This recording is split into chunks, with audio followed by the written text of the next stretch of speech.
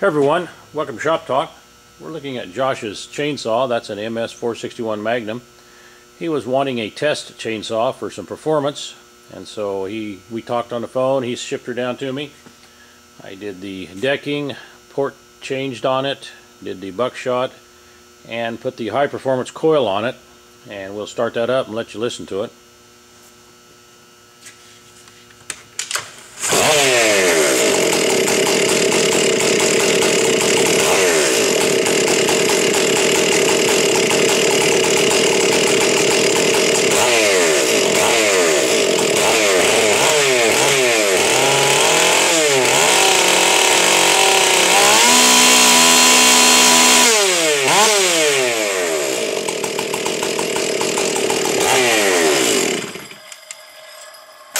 Saw's turning right at 14 to 14.5. We're going to turn it down to around 13.5. That's where you like these saws to perform.